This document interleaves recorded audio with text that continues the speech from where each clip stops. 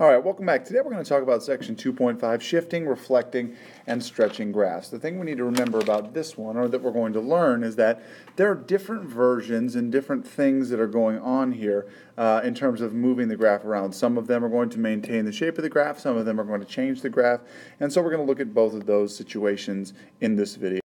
That's the situation where vertical and horizontal shifts. These are going to maintain the shape of the graph, so these are what we're going to call rigid shifts.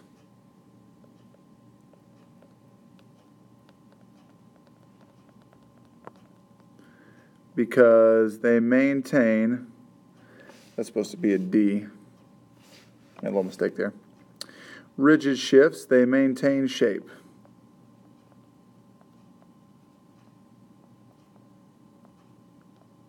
Okay, so the graph is just being shifted around. And when we're talking about a vertical shift, we're looking at this function y equals f of x. And so this is applying to whether it's an x squared, an x cubed, or a square root of x, anything like that. If we're going to vertically shift up, then our function is going to look like this. It's going to be h of x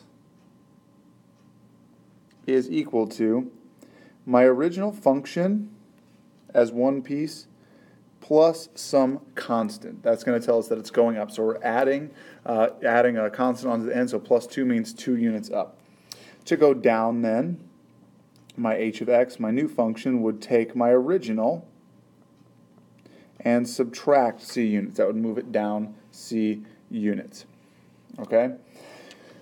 Left and right. If I'm going to the right, my h of x is going to be my original function, but then inside, with every x, it's going to be an x minus c. So it's kind of the opposite of the way the vertical shifts work. So if I'm adding c, I'm going up. In this case, if I'm going right, I'm actually going to be subtracting inside those parentheses. And for left, it's also opposite, which would make sense, considering the way we moved right. And we'd be adding plus a constant. And all of these are taking into account that we are moving c units. So vertical and horizontal shifts, c units. So if c was 3, all of those would be taking into account that we move 3 units up, down, left, or right. And so as we look at this first example, what we're going to be looking at is the original graph of x to the third. And what I'm going to do is I'm going to put it on this graph. I know that x to the third goes through the origin, and it's also going to go through 1, 1, and negative 1, negative 1, and my graph looks something like this, right? And so my graph goes through those points, and that's going to help me move these things around, because if I've got these 3 points, I can move them. And so when I'm looking at x to the third minus 1, that's the situation where I'm going to be looking at my vertical and horizontal shift rules, and so I'm just going to write out exactly what this means. So if I'm adding 1 onto the end, or subtracting 1 from the end rather, this means I'm going to move it 1 down. Okay, so I'm going to move 1 down. And so if I take each point and I move it down 1, I'm just going to retrace my graph through those points. So it's going to go up, something like this. And so that's my new function. I took into account the new equation, and that told me where to move it. When I look at example B here, I've got a couple of things going on. And so this plus 2 right here is going to tell me a left shift.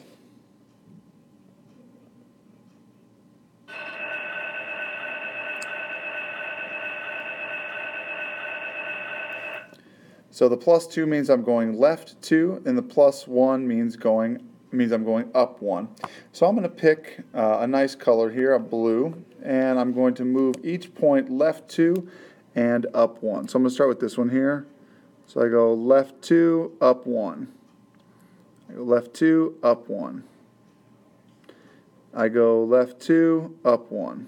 And so my new function graph looks like this, and that's my graph of x plus 2 to the third plus 1. Okay, so that's all there is to it. Finding out where that original function is and outlining what the equation is telling me to do, and then I graph those points. The next thing we're going to talk about is reflecting the graph y equals f of x. When we're looking to reflect the graph of y equals f of x, that would be like, if we had something, a curve, and it was a parabola, and then we ended up reflecting it this way, right? And it was down below the x-axis after that. Or, like let's say we had the square root function, and we reflected it over the y-axis. Okay, so those are the shifts that we're going to be looking at doing with these two algebraic functions. And so if we take our original function of y equals f of x, a reflection in the x-axis is going to involve us writing a new function where we make the whole function negative. So we take the whole function, we multiply it by a negative 1. And if we're reflecting in the y-axis, we're writing a brand new function, and it's going to be taking the function and putting in the opposite of x. Okay, so we put in a negative x instead of x, and that's going to allow us to go on to flip that function over the axis. And so let's look at this concept and put a couple of these pieces together. Obviously, we have a function here. This is the original y equals x to the fourth. And you'll notice it kind of looks like a parabola, except it's just a little bit wider. Okay, so it's a little bit wider than the x squared function. Well, what we're asked to do in this one is to look at graph A and graph B and describe by finding the equation of the other two functions. What happens? Well, obviously, if we start out with y equals x to the fourth, we see that this is obviously flipped. Okay, so it's flipped down. So that's over x. So over the x-axis. And number two, it is moved to the right. Right? It's moved to the right. Well, how many units to the right is it moved? It's moved, if this is 2 here and this is 4, it's moved 3 units to the right. And so when I'm looking at making this adjustment to the equation,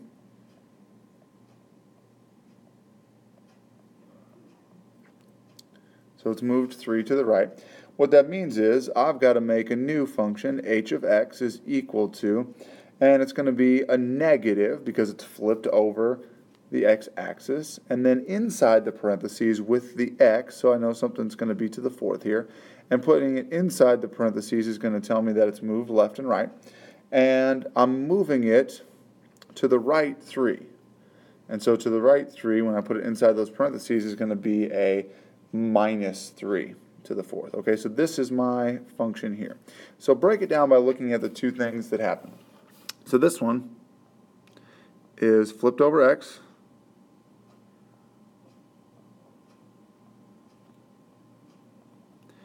and it's moved up 2. And so when I look at h of x,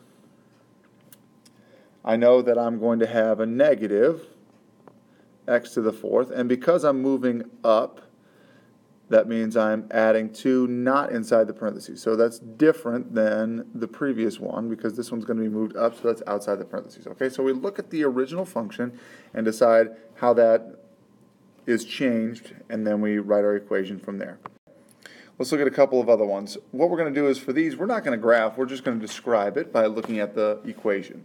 So in this first one, we're looking at f of x is equal to square root of x, and this is my original function. Well, how does g of x differ? I've got this negative sign here, and if it's a negative outside the function, that means it's flipped over x.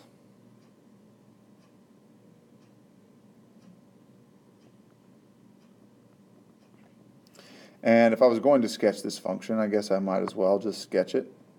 It's going to look like this, because my original function would have been up here. Okay? In B, I see that I've got a negative x inside, so that means it's flipped over y.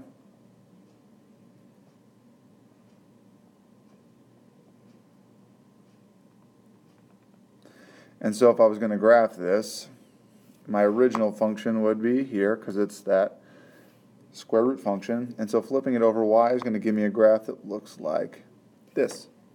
Okay? So looking at these things is just a matter of saying, okay, what is going on with my function?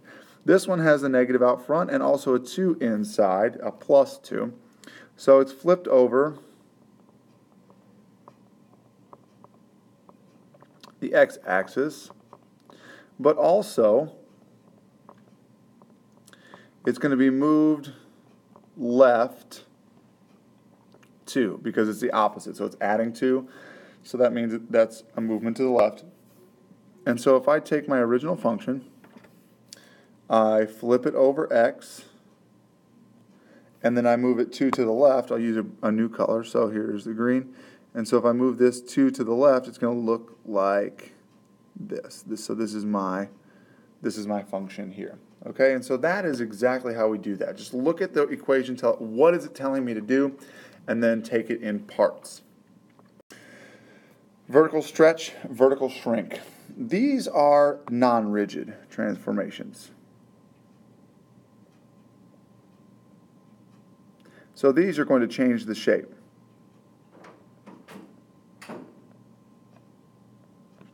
And they change the shape in different ways.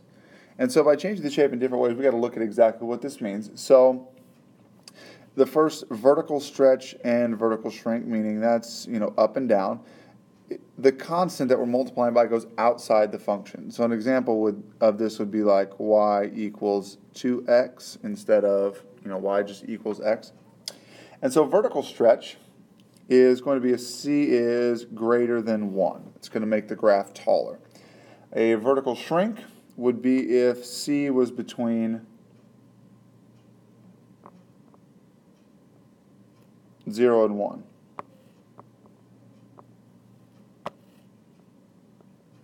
Okay, so it's between 0 and 1. Another non-rigid transformation would be if the c was inside. So this would be like y equals 2x squared. So instead of x squared, it would be 2 times that x. So a horizontal shrink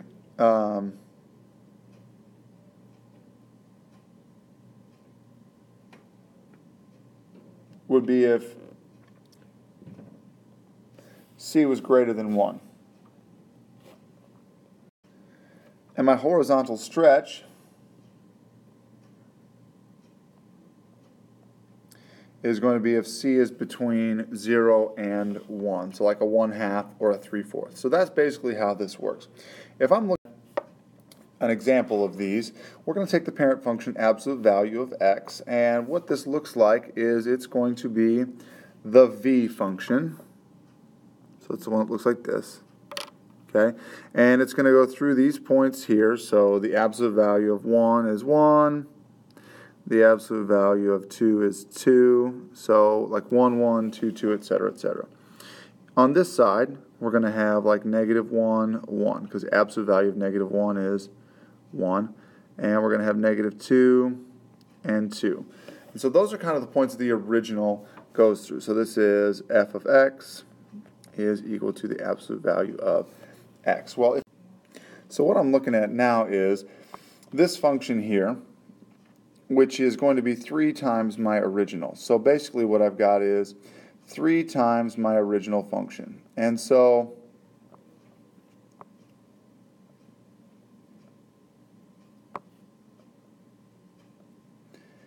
I've got to look at what that means in terms of my vertical stretch and my vertical shrink. Well, that means it's a vertical stretch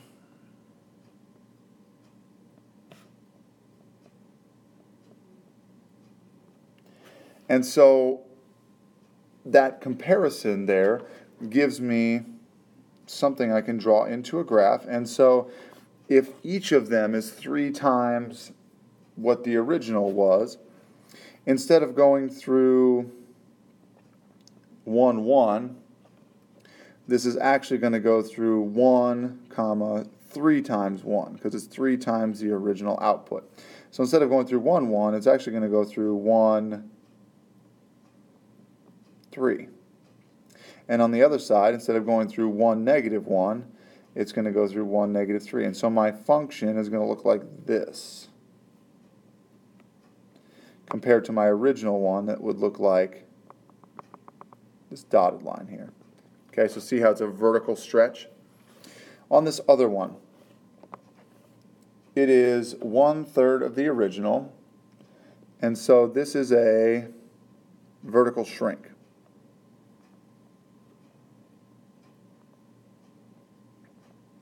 And so where that other one kind of made it so that my values were taller, like up here I've got taller values, down here, instead of going through 1, 1, it's going to go through 1, 1/3 times 1. So it's going to go through 1, 1/3. So it's going to come out like this. And over here it's going to come out like this, as opposed to my original. And so what I'm looking at is, how does multiplying that function affect my graph? Well, if it's 3 times the output, or 1/3 times the output, that's going to shrink my graph. It's going to shrink it down. Okay? Let's do one more. We've got 2 minus x cubed, and so all we're going to do for this one is we're just going to look at changing that inside number. So we're changing that inside number. And so on A, we're looking at 2 times x. Well, if g of x is equal to f of 2x, let's look at what that does algebraically to my problem. So I have 2 minus 2x to the third, because I put in 2x where my x was. Well, that means I've got 2 minus 8x to the third. Okay, and so that's a horizontal shrink.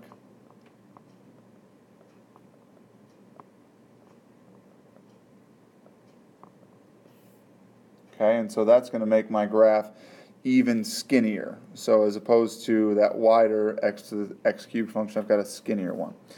In this one, if I'm putting in 1/2 x, so my h of x, I'm going to put in f of 1/2 x, and so that's going to mean that I've got 2 minus 1/2 x to the third. So that's 2 minus 1/8 x to the third. So this is going to be a horizontal stretch.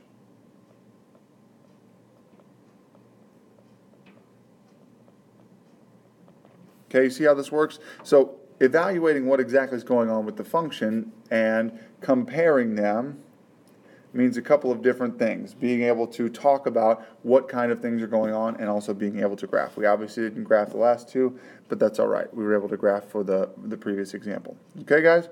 Thanks for watching, and make sure you've written down any questions that you have about these notes. We'll see you next time.